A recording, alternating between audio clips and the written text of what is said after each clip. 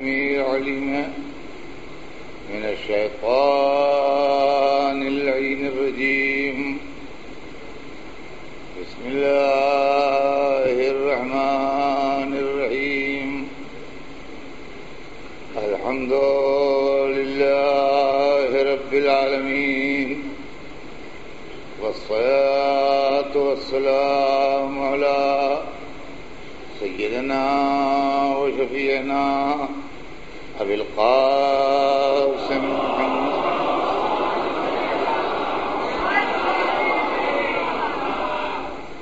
وآله الطيبين الطاهرين المعصومين، ولعنة الله على أعدائهم أجمعين من يومنا هذا إلى يوم الدين.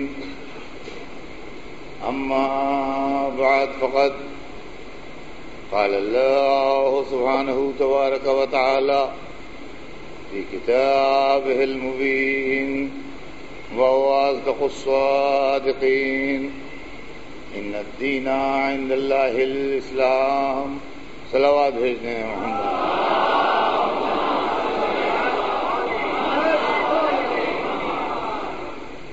خداوند عالم قرآن مجید میں ارشاد فرما رہا ہے کہ یقیناً دین اللہ کے نزدیک اسلام ہے. میں نے کل تھوڑی دیر آپ کی خدمت میں کچھ عرض کیا تھا. آج وہی بات پھر ریپیٹ کر دوں، اور وہ یہ کہ میں یہ چاہتا ہوں کہ اس عشرے میں اسلام کی تاریخ حضور سرور کائنات سے لے کے شہادت امام حسین علیہ السلام تک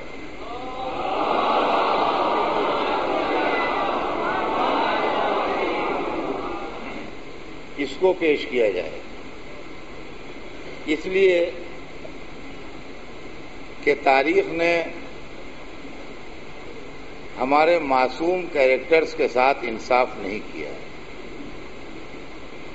اور اسلام کے ساتھ سب سے بڑی ٹریجڈی یہ ہوئی کہ رسول اللہ کے بعد اسلام میں جو پہلی حکومت بنی وہ بنی امیہ کی حکومت بنی. بنی امیہ خاندان رسالت کے خاندانی دشمن تھے، اور بنی امیہ نے اسلام آنے کے بعد 20 سال تک اسلام کی مخالفت کی. لیکن بعد میں کیا حالات ہوئے کہ وہی اسلام کے رہبر بن کے اور وہی مسلمانوں کے قائد بن کے اور وہی خلیفۃ المسلمین اور امیر المومنین کے ٹائٹل لے کے تخت اقتدار اسلامی میں بیٹھ گئے. سارے مورخ ان کے قبضے میں تھے اس لیے کہ حکومت ان کے پاس تھی. سارے راوی ان کے کنٹرول میں تھے اس لیے کہ ان کے پاس دولت تھی. سارے بولنے والے اور لکھنے والے ان کی اطاعت کر رہے تھے اس لیے کہ ان کے ہاتھ میں خون ٹپکتی تلوار تھی. نتیجہ یہ ہوا کہ اس زمانے میں جو اسلام کی تاریخ لکھی گئی وہ بعد کے زمانے میں سب سے زیادہ معتبر، سب سے زیادہ اتھینٹک اور سب سے زیادہ بھروسے کے قابل مانی گئی، اس لیے کہ جو بات قریب ترین زمانے میں ہوتی ہے وہ بعد کے والوں کے لیے زیادہ معتبر ہوتی ہے. میری متعلق میرے بعد اگر کوئی میرے حالات لکھے تو اس کی بات زیادہ معتبر مانی جائے گی جو یہ کہے کہ ہم نے برسوں اطہر صاحب کی مجلس مغل مسجد میں سنی ہے اور ہم نے ان کو دیکھا ہے، ہم نے ان سے مصافحہ کیا ہے، ان سے باتیں کی ہیں، بنسبت اس کے کہ جو میری مجلسیں پڑھنے یا میرے مرنے کے 25 برس کے بعد یا 50 برس کے بعد پیدا ہوا ہو اور وہ تحقیق کر کے اور ریسرچ کر کے لکھے تو اس کی بات اتنی معتبر نہیں مانی جائے گی جتنی ان کی بات معتبر مانی جائے گی جو مجھ سے بالکل قریب ہیں کلوز. کیونکہ بنی امیہ رسول اللہ سے سب سے زیادہ قریب تھے، اسلام سے سب سے زیادہ قریب تھے، لہذا تاریخ نے ان کی بات کو سب سے زیادہ معتبر مانا. اور انہوں نے تاریخ کے ساتھ دھوکہ کیا. نتیجہ یہ ہوا کہ اس دن سے لے کے آج تک اختلافات پیدا ہیں اور چلے آ رہے ہیں، اور مسلمانوں کے اندر جو اختلافات ہیں وہ انہی نظریات کی بنیاد پر ہیں جو بنی امیہ آن کے لوگوں کے ذہنوں میں بٹھا گئے اور ان کے دماغوں میں جو چیزیں راسخ کر گئے وہی چیزیں آج تک لوگوں کے دماغوں میں چلی آ رہی. آج زمانہ بدل رہا ہے، آج حالات تبدیل ہو رہے ہیں. آج ہر معاملے میں نئی ریسرچ، نئی تحقیق، نئی باتیں معلوم کرنے کا جذبہ ابھر رہا ہے. پرانی تھیوریاں اگر غلط ہیں تو ان کو کنڈیم کیا جا رہا ہے، نئی تھیوریاں اگر صحیح ہیں تو ان کو ایکسیپٹ کیا جا رہا ہے. انسانی علم جیسے جیسے بڑھ رہا ہے دنیا اس سے اسی طرح سے فائدہ اٹھا رہی ہے اور آگے کی طرف بڑھ رہی ہے. سوال یہ پیدا ہوتا ہے کہ زندگی کے ہر میدان میں اگر بزرگوں کی کہی بھی باتیں اس قابل ہیں کہ ان کو پھر سے غور کیا جائے اور ان کو ریکنسیڈر کیا جائے، اس لیے کہ ان کے یہ نہیں کہ وہ برے تھے، یہ نہیں کہ وہ خراب تھے، یہ نہیں کہ وہ جاہل تھے، اس لیے کہ ان کو وہ سہولتیں اور وہ وسائل حاصل نہیں تھے جو آج کی دنیا کو حاصل ہیں. تو ہر چیز جو ہے اس کو دوبارہ سے دیکھ رہے ہیں لوگ اور آگے بڑھ رہے ہیں. سوال یہ پیدا ہوتا ہے جب زندگی کے ہر علم میں اور زندگی کی ہر فیلڈ میں ہم اجتہاد سے کام لے رہے ہیں، نئی تھیوریاں لا رہے ہیں اور نئی تھیوریوں کے اوپر عمل کر رہے ہیں. میڈیکل سائنس کہاں سے کہاں پہنچ گئی آج دنیا میں. اب وہ پرانے زمانے کی 200 برس اور 400 برس پرانی تھیوریاں جو ہیں وہ سب ختم ہو گئی، اب نئی تھیوریاں ہیں. کنسٹرکشن ہے، بلڈنگ بنتی ہے، کہاں سے کہاں پہنچ گئی دنیا. اب وہ پرانی چیزیں ختم ہو گئی. کمپیوٹر کی ایجاد نے دنیا کو کہاں سے کہاں پہنچا دیا. اب وہ پرانے طریقے دفتر میں کام کرنے کے سب ختم ہو گئے. تو اگر ہم کہیں کہ ہمارے باپ دادا تو قلمی سے لکھتے تھے، ہم قلمی سے لکھیں گے، ہمارے باپ دادا تو اونٹ پر چلتے تھے، ہم اونٹھی پر چلیں گے، تو ہم جاہلی کہے جائیں گے نا، پڑھے لکھے تو نہیں کہے جائیں گے نا. تو سوال یہ ہے کہ ہر معاملے میں جب باپ دادا کی بات کو اگر آگے زمانہ بڑھ رہا ہے تو اس کے بعد ہم بھی آگے بڑھیں. تو مذہبی معاملات میں اگر ہمارے باپ دادا کسی سازش کی وجہ سے غلط فہمیوں کا شکار تھے تو کیا ہم بھی شکار رہے ہیں؟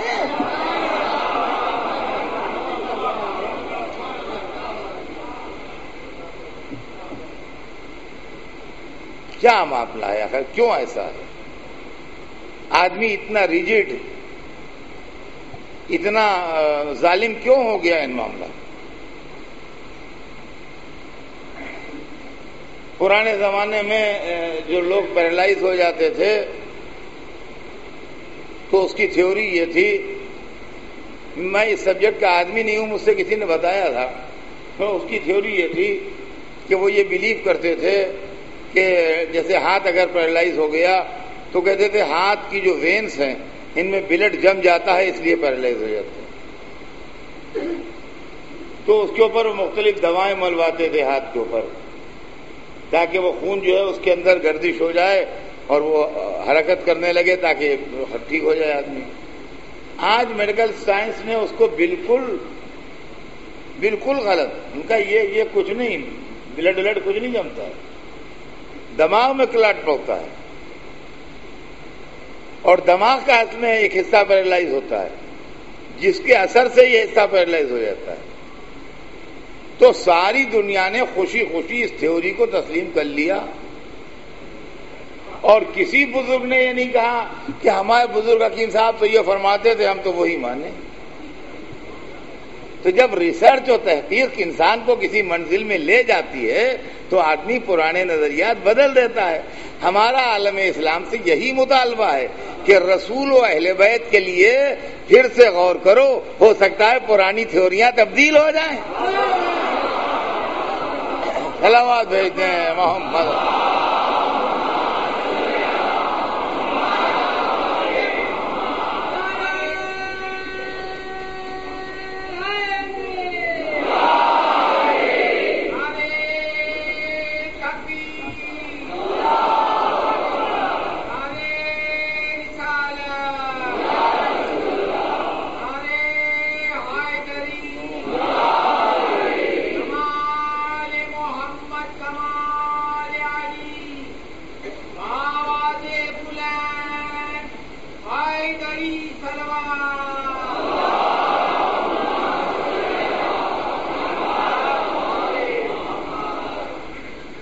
دیکھیے، میں پھر ایک دفعہ آپ کے سامنے اس بات کو دہرا دوں کہ میرا موضوع اس اشرے کا تاریخ اسلام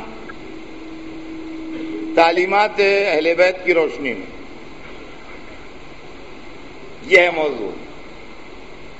اس لیے کہ تاریخ اسلام جو بنی امیہ کی نگرانی میں لکھی گئی یا بنی عباس کی نگرانی میں لکھی گئی، اس تاریخ کو ہم ایکسپٹ کرنے کے لیے تیار نہیں ہیں.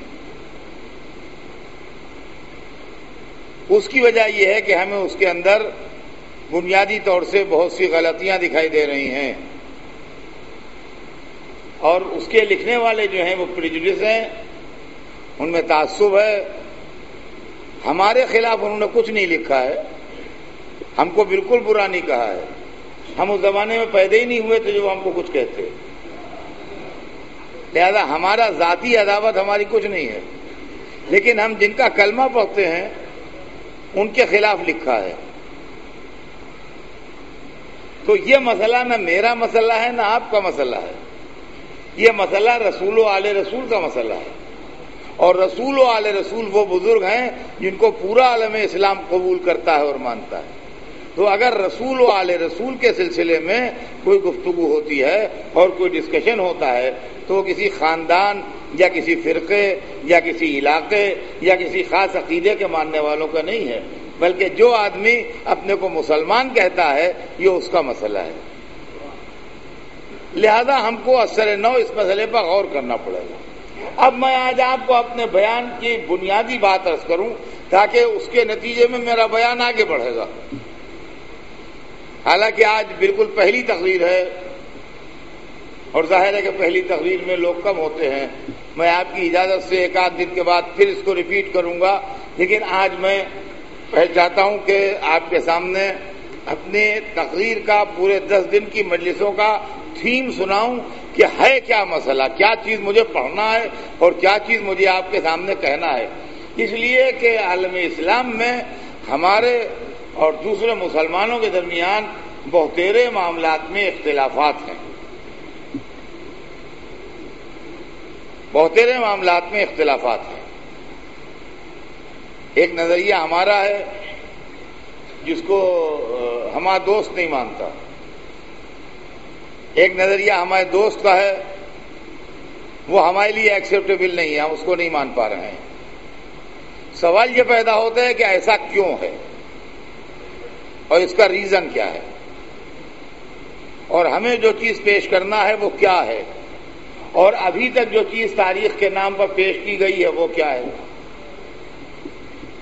جسے ہمیں چیلنج کرنا ہے، اور جس کی مخالفت کرنا ہے ہمیں وہ کیا ہے، اور جو ہمیں پیش کرنا ہے وہ کیا ہے، اور جو ہمارا نظریہ ہے وہ کیا ہے، اور جو ہمارے ساتھی کا دوست کا نظریہ ہے وہ کیا ہے. مسئلہ یہ ہے کہ رسول کے لیے عالم اسلام میں 2 نظریے سامنے آئے. جہاں جہاں میری آواز جا رہی ہے یہاں سے میری تقریر بہت غور سے سنیے جو میں کہنا چاہتا ہوں. رسول کے لیے عالم اسلام میں 2 نظریے سامنے آئے. ایک نظریہ وہ جو آل رسول نے، اہل بیت رسول نے پیش کیا، اور ایک نظریہ وہ جو بنی امیہ کے مورخین نے، محدثین نے، مفسرین نے، علماء نے پیش کیا. یہ 2 نظریے سامنے آئے. یہ دو نظریے آپس میں ایک دوسرے سے نہیں ملتے. بنی امیہ کے محدثین نے، مقررین نے، علماء نے جو نظریہ پیش کیا وہ یہ ہے کہ رسول سے خطا ممکن ہے، وہ خاطی ہے، معصوم نہیں ہے. ایک بات، پوائنٹ نمبر 1، اس سے غلطی کی اور خطا کی پاسبلٹی ہے، نمبر 1. دوسرے، وہ خاکی ہے، مٹی کا بنا ہوا ہے، اس کے اندر نورانیت کا تصور نہیں ہے. یہ نظریہ دوسرا. خاطی ہے یعنی خطا کر سکتا ہے اور نورانی نہیں ہے بلکہ مادی ہے. اور تیسرے، وہ یہاں رہ کے پڑھ لے وہ بات الگ ہے، باقی کوئی علم لے کے آیا نہیں ہے، وہ عالم نہیں ہے، بے پڑھا لکھا ہے، الٹریٹ ہے، لکھنا پڑھنا نہیں جانتا. تو عالم اسلام نے روز اول جو نظریہ پیش کیا رسول کے تعلق سے، وہ جہل، خطا اور مادیت کا نظریہ تھا. دیکھیے، میں دھیرے دھیرے اس لیے پڑھ رہا ہوں کہ بات دماغوں میں بیٹھ جائے. جہل یعنی الٹریٹ، خاطی غلطی کرنے والا، اور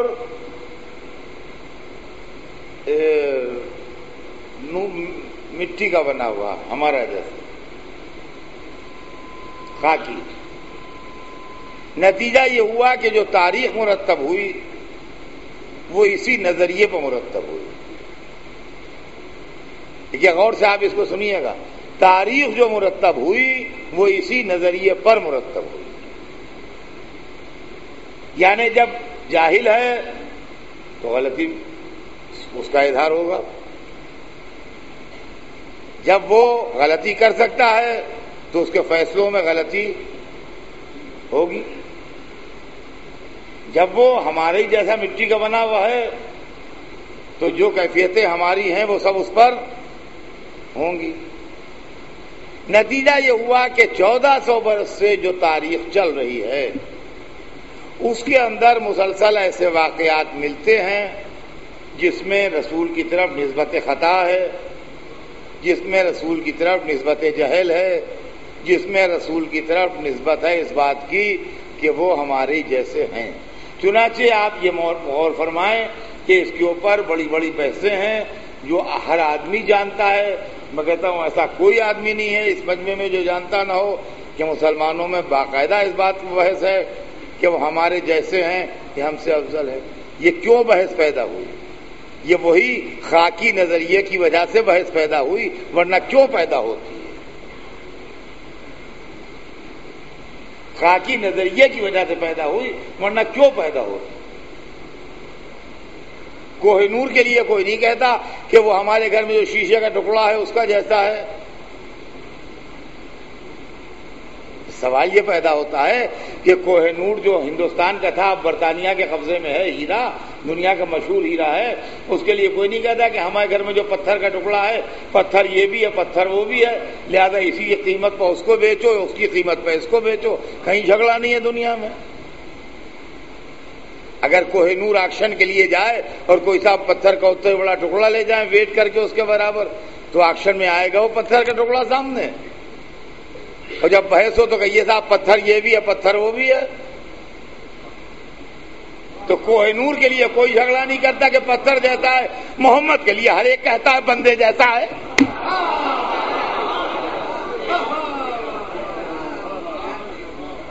کون سی بات ہے؟ آپ سوچئے تو صحیح.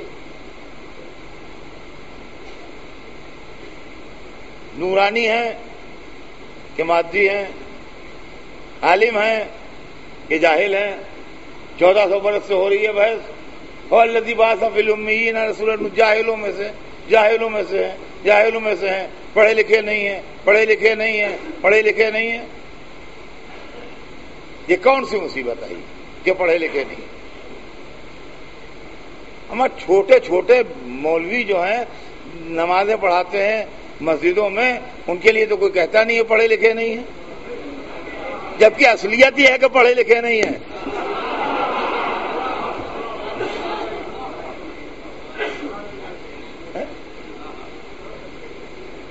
اور جو 1,24,000 کا سردار ہے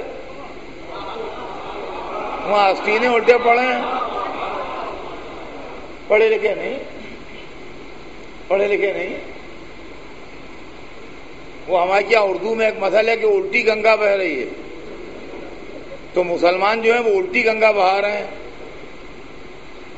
دنیا میں جتنے بھی مذہب کے ماننے والے ہیں، جس مذہب کے ماننے والے ہیں، وہ اپنے مذہب کے رہبر کو تھوڑا سا جو اس کا قد ہے اس سے تھوڑا اونچا کر کے دکھا رہے ہیں. کوئی بندہ ہے اس کو خدا بنائے دے رہے ہیں، کوئی انسان ہے اس کو اوتار بنائے دے رہے ہیں. معلوم ہے کہ ہر مذہب کا دستور یہ ہے کہ جتنا جس کے رہبر کا قد ہے اس سے تھوڑا سا اونچا کر کے دکھا رہا ہے. یہ نہ جانے کون سی آفت مسلمانوں میں آئی کہ محمد کا جتنا قد ہے تھوڑا نیچا کر کے دکھانے کی فکر میں ہے. کیا آفت ہے؟ تو عزیزان گرامی، جو تاریخ لکھی گئی اور جو تاریخ مرتب ہوئی اس کے اندر نظریہ خطا سامنے آیا، نظریہ مادیت سامنے آیا، نظریہ جہل سامنے آیا.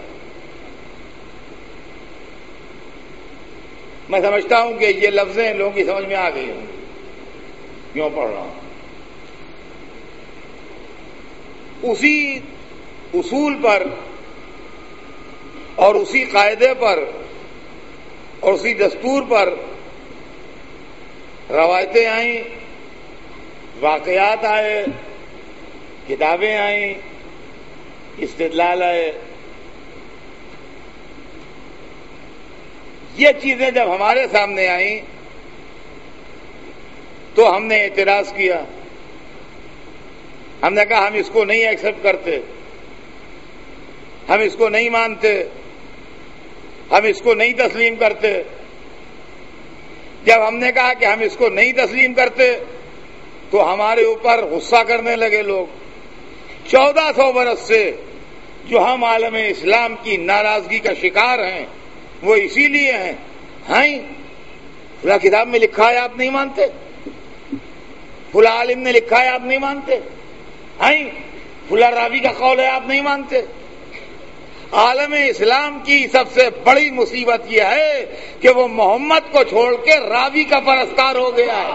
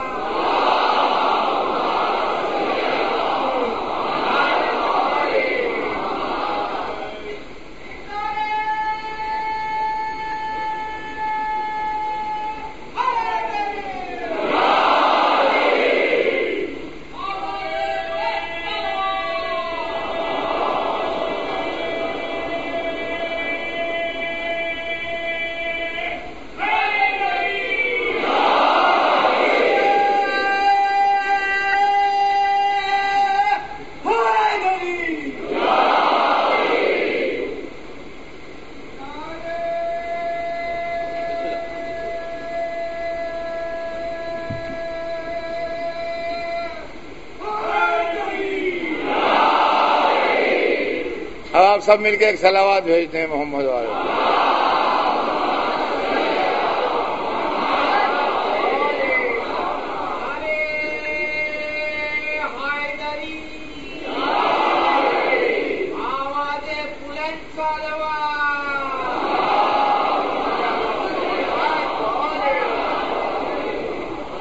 1400 برس سے اس کی مصیبت میں ہم گرفتار ہیں۔ راوی نے یہ لکھا ہے، فلاں روایت میں ہے، فلاں راوی کا یہ قول ہے، فلاں کتاب میں یہ لکھا ہے۔ آپ نہیں مانتے؟ کیسے آدمی ہے یہ؟ دیکھیے کیا لکھا ہے۔ یہ ہماری سمجھ میں نہ آیا کہ جو راوی نے لکھا ہے اس پر تو جان جا رہی ہے، جو خدا نے لکھا ہے ادھر توجہ نہیں۔ راوی نے لکھا ہے کہ بے پڑھے لکھے تھے، قبول کی لے رہے ہیں۔ خدا نے لکھا ہے قرآن میں کہ علمہ کا معلوم تکن تعلم، اے حبیب ہم نے تمہیں ہر وہ بات تعلیم دے دی جو تمہیں نہیں معلوم تھی، وہ نہیں پڑھ رہے ہیں، وہ نہیں پڑھ رہے ہیں جو خدا نے لکھا ہے، جو راوی نے لکھا ہے وہ پڑھ رہے ہیں۔ اس کی وجہ ہے سمجھ لیجئے، اس کی وجہ کیا ہے؟ اس لیے کہ خدا کا لکھا مانیں گے تو بادشاہ سلامت کے دربار سے عتاب ہوگا، راوی کا لکھا مانیں گے انعام ملے گا۔ تو عزیزان گرامی، ایک زمانہ وہ تھا جو در اہل بیت کو چھوڑ کے اسلام کی تبلیغ نہیں ہو رہی تھی، اسلام بک رہا تھا، فروخت ہو رہا تھا۔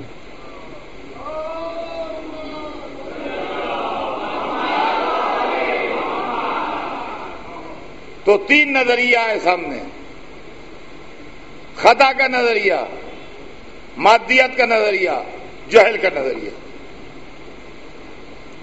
ہمیں جو رسول اہل بیت نے بتایا، اب آئیے ہماری تاریخ کا کیا موڈ ہے اور کیا اصول ہے اور کس بنیاد پر یہ مرتب ہوتی ہے۔ ہمیں جو رسول کے متعلق اہل بیت نے بتایا اور قرآن نے بتایا وہ یہ کہ رسول عالم ہے،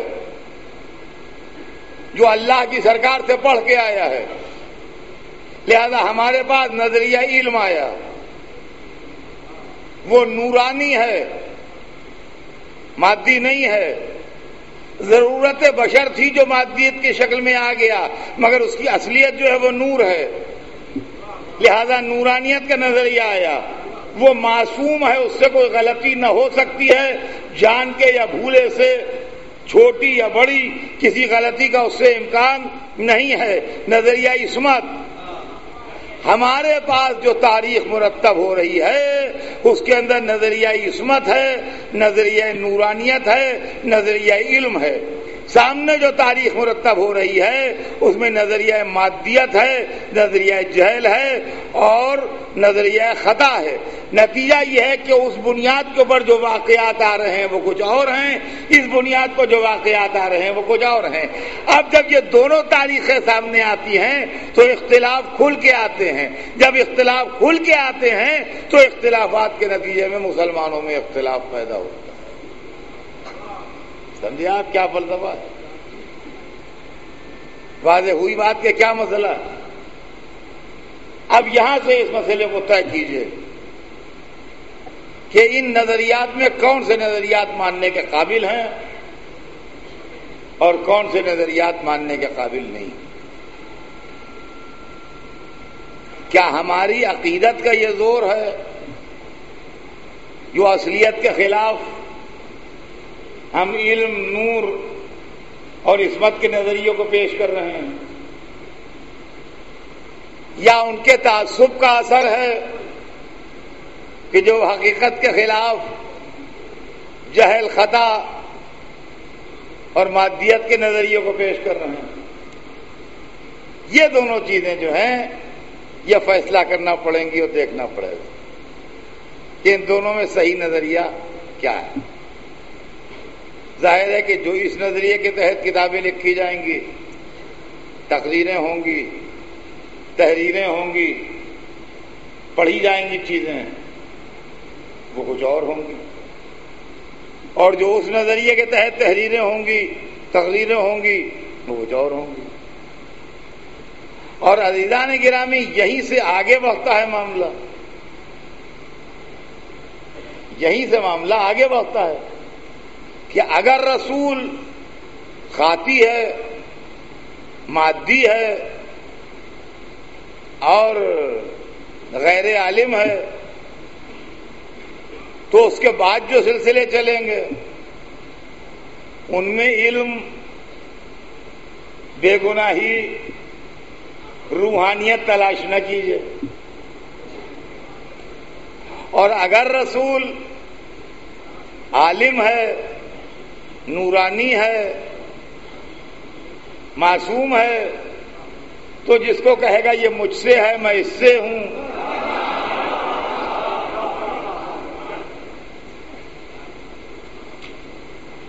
جو اس کی اولاد ہوگی، جو اس کا نفس ہوگا، جو اس کے گوشت پوست خون کا مجموعہ ہوگا، پھر اس کے اندر بھی آپ کو علم ملنا چاہیے، نورانیت ملنا چاہیے، عصمت ملنا چاہیے. یہیں سے نظریے دو آگے بڑھیں گے. ہم جو اماموں کے لیے عصمت کے قائل ہیں، نورانیت کے قائل ہیں، علم کے قائل ہیں، وہ اسی لیے قائل ہیں کہ مرکز رسول ہیں. جب وہاں سے علم چلے گا، نورانیت چلے گی، روحانیت چلے گی، تو آگے بڑھتی چلی جائے گی. اور اگر یہ سلسلہ نہیں ہوگا تو پھر آگے بھی وہ چیز جو ہے وہ آپ کو نہیں ملے گی. یہ ہے اسلام کی تاریخ کا مین پرابلم. اب اس مین پرابلم کو سالو کرنے کے لیے ہمیں غور کرنا پڑے گا، پڑھنا پڑے گا، کتابیں دیکھنا پڑیں گی، اور کسی ایک نتیجے تک پہنچنا پڑے گا کہ اس کے اندر صحیح کیا ہے اور غلط کیا ہے. سرور کائنات کی پہلے حیثیت طے کیجیے. وہ ایک آرڈینری آدمی تھے کہ آرڈینری آدمی سے الگ تھے.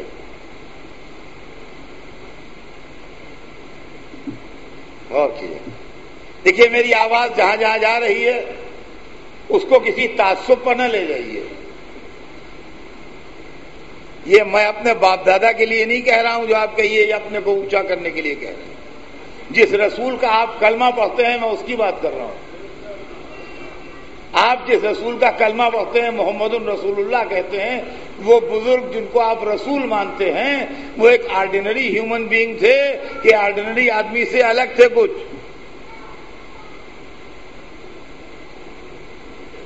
تو قرآن جو ہے وہ ان کو آرڈینری آدمی کی فہرست میں نہیں رکھتا ہے.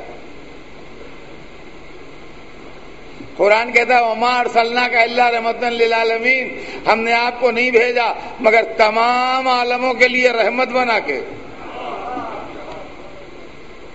اب آپ کوئی دوسرا آدمی دنیا میں ڈھونڈیے جو ان کی طرح سے تمام عالمین کے لیے رحمت بن کے آیا ہو. جیسے ہم ویسے وہ، جیسے ہم ویسے وہ، تو وہ عالمین کے لیے رحمت ہے. سرکار بھی ہوں گے. ہم رحمت بنتے تو دیکھا، رحمت بنتے کسی کو نہ دیکھا.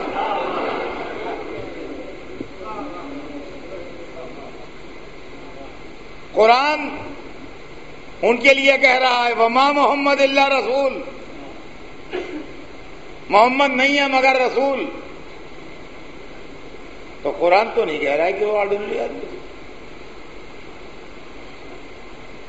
قرآن تو یہ کہہ رہا ہے کہ آپ سے ہم 1,24,000 انبیاء کے اخلاص عمل پر گواہی دلوائیں گے.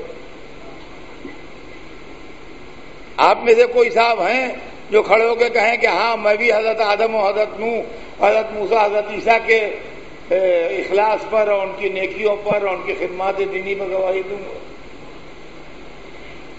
ہیں کوئی صاحب اس پائے کے یہاں مجلس میں جو پیغمبروں کے اخلاص عمل پر گواہ بنے اللہ کی طرف سے؟ خدا تو ان کے لیے یہ کہہ رہا ہے وَكَيْفَ إِذَا جِئْنَا مِن كُلِّ أُمَّةٍ بِشَهِيدٍ وَجِئْنَا بِكَ عَلَىٰ هَؤُلَاءِ شَهِيدًا. اے میرے حبیب، قیامت کے دن کیا شان ہوگی آپ کی، کیا جلوہ ہوگا آپ کا جب ہم تمام پیغمبروں کو ان کی امتوں پر گواہ بنا کے لائیں گے اور آپ کو 1,24,000 پر گواہ بنا کے لائیں گے.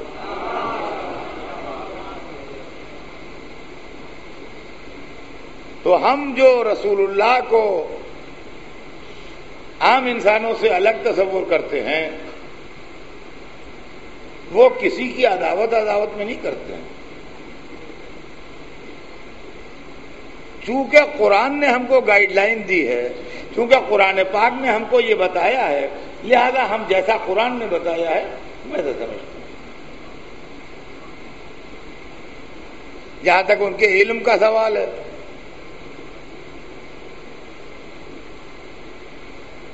وہاں اس بات پر زندگی میں لڑائیاں ہو رہی ہیں. جو تو بے پڑھے لکھے تھے، آپ نے قرآن نہیں پڑھا، ہم نے سورہ جمعہ نہیں پڑھا. دیکھیے پڑھیے، الذی بعث فی الامیین رسول، جاہلوں میں سے ایک کو رسول بنا کے بھیجا. بے پڑھے لکھے تھے، جاہل تھے. یہ اصل میں معاملہ یہ ہے کہ وہ زمانہ جب حضور آئے تھے تو اس کو عہد جاہلیت بھی کہتے ہیں. یہ آپ نے سنا ہوگا مجلسوں میں اور کتابوں میں پڑھا ہوگا کہ آپ کی آمد سے پہلے کا زمانہ جو تھا اس کو عہد جاہلیت بھی کہا جاتا تھا. یہ رسول کو عہد جاہلیت کا تحفہ ہے. فکر علماء اسلام کہاں تک ہے، خالی یہ دکھانا چاہتا ہوں آپ کو. پرواز فکر کہاں تک ہے، یہ سوچ لیجیے آپ. اس سے اندازہ ہوگا کہ دماغ کی پرواز اور اڑنے کی طاقت جو ہے وہ کہاں تک ہے. ہم نے پرندے اڑتے دیکھے ہوں گے، یہ 100 150 200 فٹ سے اوپر نہیں اڑ پاتے ہیں.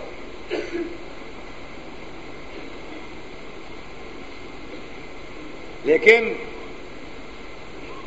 جب راکٹ جاتے ہیں تو کبوتر کو آپ اس کے ساتھ اڑائیے،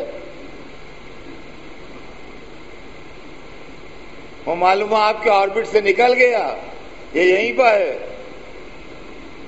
کیوں نظریہ جہل سامنے آیا یہ سن لیجئے، اس سے پرواز فکر کا اندازہ ہوگا.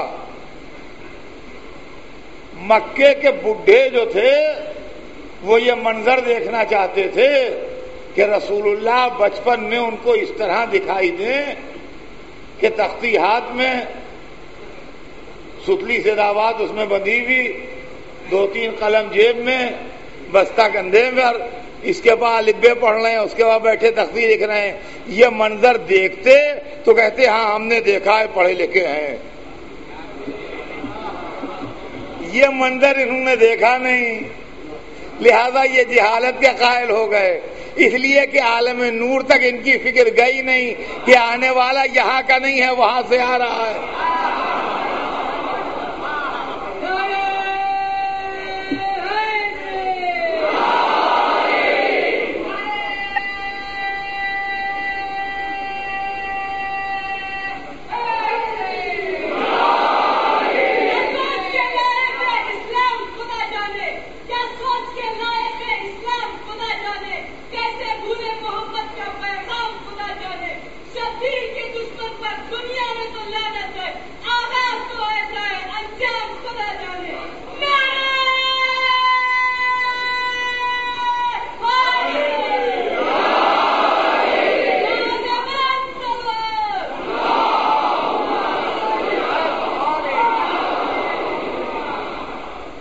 ہم نے رسول کے علم کو قرآن سے پہچانا، اور وہی آیت جس آیت سے لوگوں نے یک استدلال کیا کہ وہ پڑھے لکھے نہیں تھے، اسی آیت سے ہم نے استدلال کیا کہ وہ پڑھے لکھے.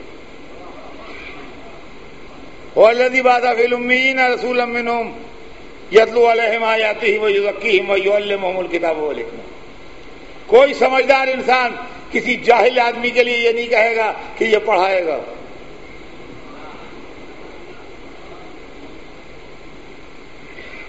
کوئی پڑھا لکھا انسان کسی جاہل آدمی کے لیے یہ نہیں کہے گا کہ یہ پڑھائے گا. کسی یونیورسٹی کا وائس چانسلر کسی پروفیسر کو اپائنٹ کرنے کے بعد یہ نہیں کہے گا کہ ہم نے ایک جاہل آدمی اپائنٹ کیا ہے جو تمہیں فلاں سبجیکٹ پڑھائے گا. ہمارا جب ایک پڑھا لکھا آدمی اتنی بیوقوفی کی بات نہ کرے گا تو یہ خدا فرما رہا ہے کہ اللہ نے امیوں میں سے ایک کو رسول بھیجا ہے جو تم کو کتاب و حکمت کی تعلیم دے. تو اگر پڑھا لکھا نہیں ہے تو تعلیم دے گا کہاں سے؟ ارے پڑھا لکھا نہیں ہے تو پڑھائے گا کیا؟ اب کہیے اطہر صاحب آپ کو کیا بے چینی ہے؟ ہم کو بے چینی اس لیے ہے کہ ہم نے علم رسول کو آل رسول سے سمجھا ہے.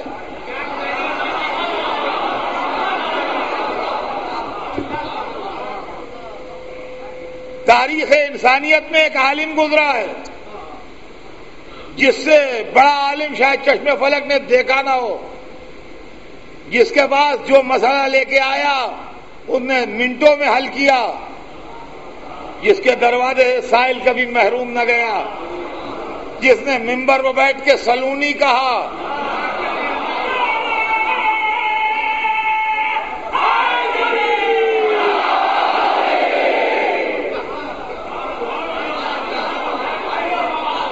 جس کو دنیا نے مانا ہو یا نہ مانا ہو لیکن اس کے علم سے کسی نے انکار نہیں کیا.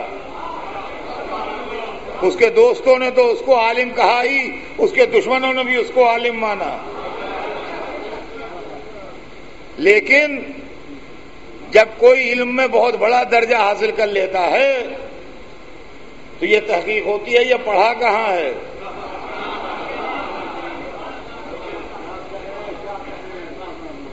یہ صاحب سلونی عالم جو ہے، جب ہم نے پوچھا عربوں سے کہ یہ پڑھا کہاں ہے تو سارے عرب چپ. بغیر پڑھے تو علم آتا نہیں. کوئی ایک نہ بولا کہ ہم نے پڑھایا ہے. ارے اعلیٰ تعلیم نہ صحیح، پرائمری صحیح، وہ بھی کوئی نہ قبولا کہ ہم نے الفابیٹس لکھنا سکھائے ہیں، ہم نے الف ب پڑھایا ہے، یہ بھی کسی نے نہ قبولا. جب سب چپ رہے تو ہم نے کہا اسی سے چل کے پوچھے جو ہر مسئلے کا جواب دیتا ہے، وہ اپنے متعلق بھی بتائے گا. تو ہم گئے، جا کے ہاتھ جوڑ کے کھڑے ہو گئے. کہا کیوں آیا ہے؟ کہا سرکار آپ ہی کے لیے ایک سوال لے کے آئے. کیا بتاؤ کیا سوال ہے؟ یہ بتائیے آپ کو پڑھایا کس نے؟ جو آپ اتنے بڑے عالم ہو گئے کہ ڈنکے بج رہے ہیں، آپ کو پڑھایا کس نے؟ تو انہوں نے ایک دفعہ نہیں 2 دفعہ اپنے استاد کا نام بتایا. ایک دفعہ کہا علمنی رسول اللہ الفباب، رسول اللہ نے مجھے 1000 دروازے علم کے پڑھائے. اور ایک دفعہ کہا علمنی رسول اللہ زقن زقا، رسول نے مجھ کو اس طرح علم بھرایا جیسے پرندہ اپنے بچے کو دانا بھراتا ہے. جن رسول کو امت بے پڑھا کہتی ہے، علی جیسا اسکالر کہہ رہا ہے کہ مجھے رسول نے پڑھایا.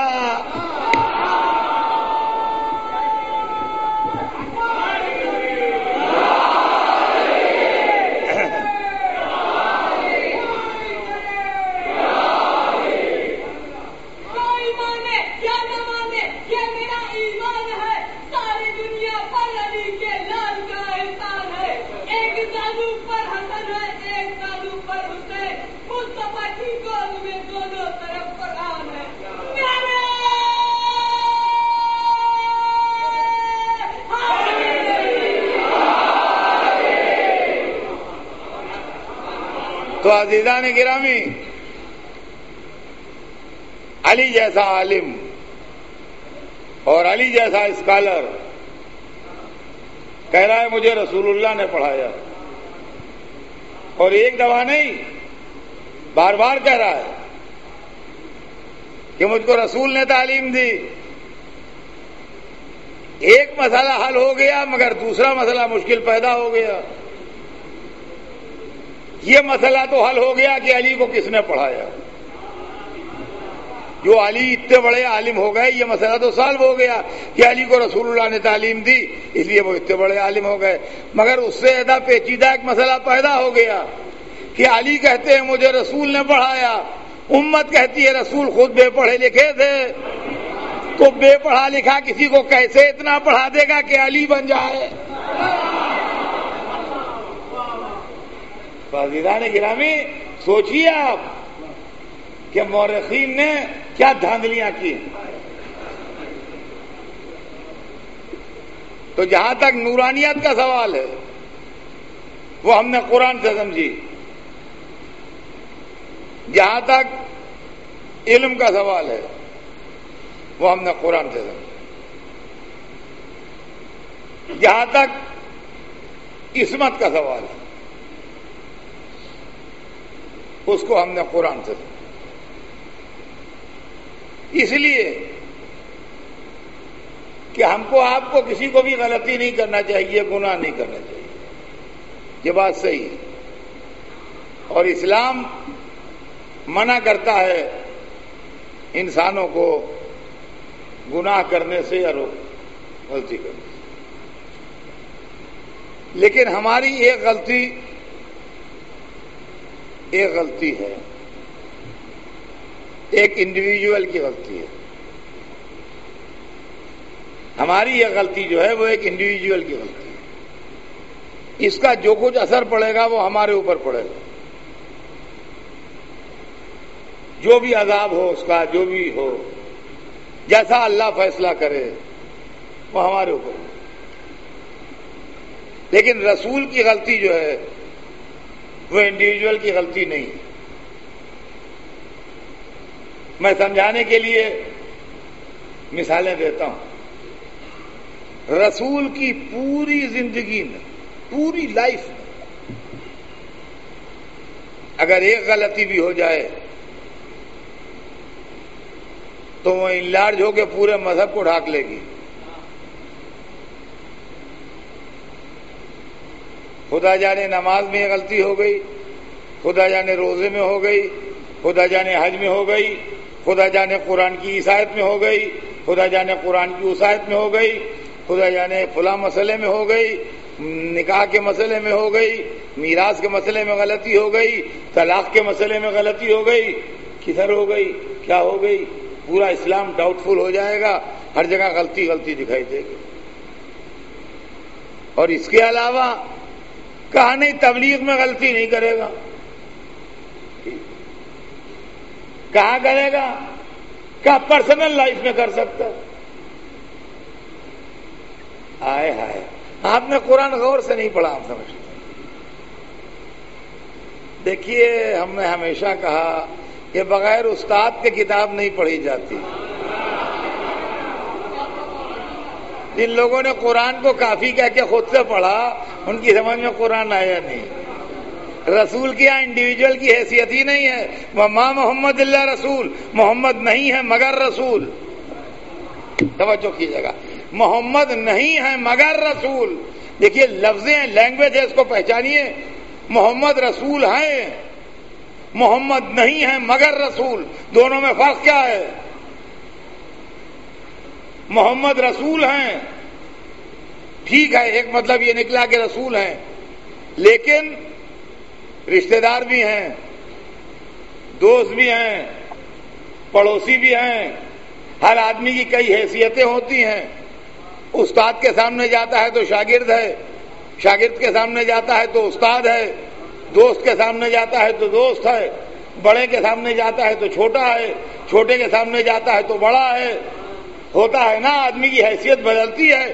اللہ نے ساری حیثیتیں ختم کر کے اپنے حبیب کی ایک حیثیت رکھی. وما محمد, محمد کچھ نہیں ہے. کیا ہے؟ الا رسول, صرف رسول. تو یہ چلیں تو رسول, رکے تو رسول, بولے تو رسول, چپ رہیں تو رسول, سینے پر سلائیں تو رسول, کندھے پر بٹھائے تو رسول.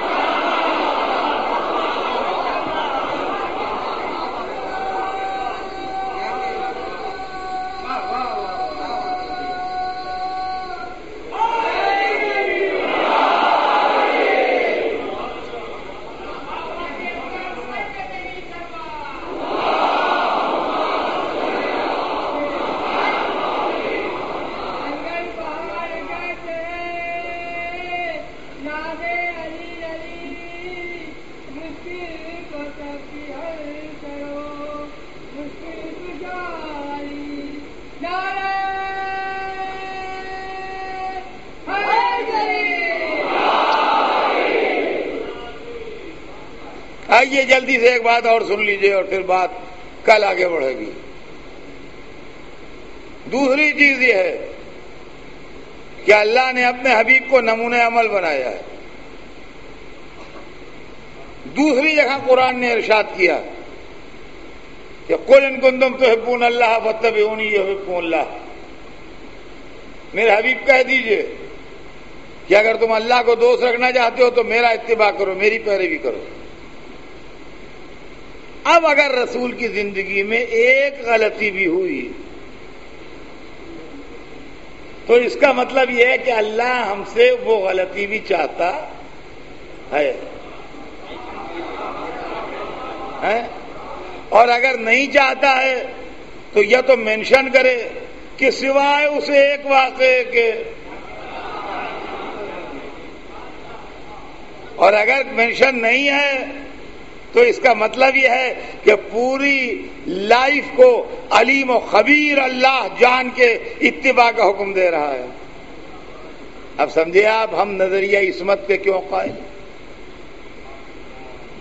عزیزان گرامی، یہ میں نے جلدی جلدی آج اپنے آئندہ کے بیان کا تھیم آپ کو سنا دیا۔ اب یہ بیان اسی عنوان پر ڈیولپ ہوگا اور اس کے اندر تاریخ کے دونوں طرح کے واقعات آئیں گے۔ اس کی وجہ یہ ہے کہ جو اعتراض ہوتے ہیں وہ بھی اسی نظریے کی وجہ سے، اور جو باتیں مانی جاتی ہیں وہ بھی اسی نظریے کی۔ اب ہمارے پاس امام حسین کے لیے نظریہ عصمت و علم و نور ہے، لہذا جب وہ کربلا گئے تو ان کے اس عمل کو ہم دوسرے اینگل سے دیکھتے ہیں، اور جن کے پاس نظریہ مادیت و خطا و جہل ہے وہ کربلا جانے کے عنوان کو دوسرے طریقے سے دیکھتے ہیں۔ ہم یہ جانتے ہیں کہ وہ جانتے تھے کہ ان کی شہادت ہے کربلا میں، اس کے بعد گئے۔ کیوں گئے؟ اس لیے کہ یہ بھی جانتے تھے کہ میں نہ جاؤں گا تو اسلام مر جائے گا۔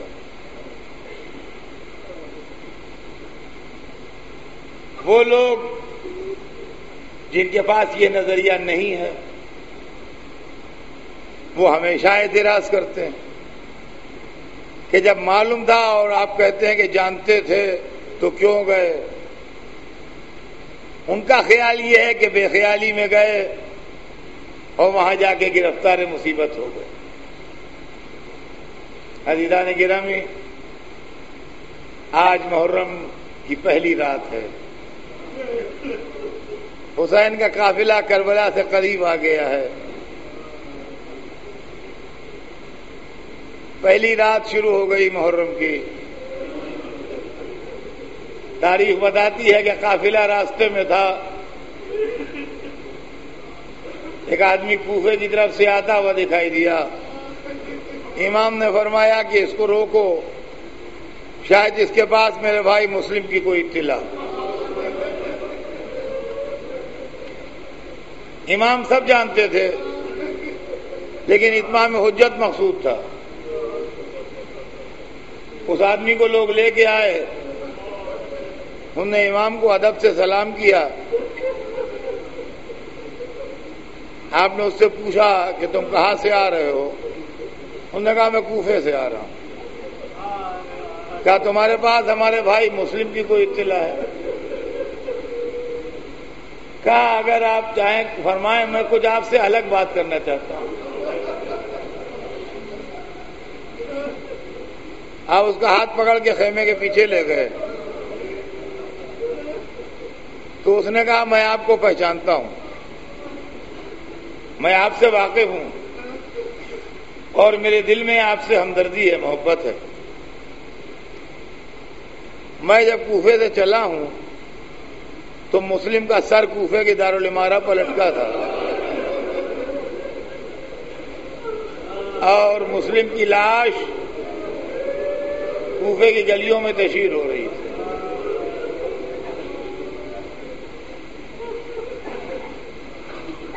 یہ بات میں نے آپ سے الگ اس لیے کہہ دی کہ اگر میں سب کے سامنے کہتا تو لازمی طور پر آپ کے ساتھیوں پر اس کا خراب اثر پڑے گا، لہذا جو اصلی بات تھی میں نے آپ کو بتا دی۔ اب آپ جس طرح مناسب سمجھیے اس طرح آپ اپنے ساتھیوں کو اس کی اطلاع دیجیے۔ وہ یہ کب جانتا تھا کہ یہ ساتھی سب تمنا شہادت میں جا رہے ہیں؟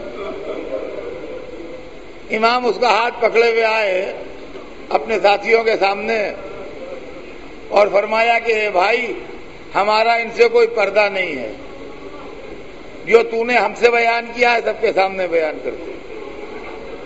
اے لیجیے اس نے دل خراش خبر سب کے سامنے بیان کی۔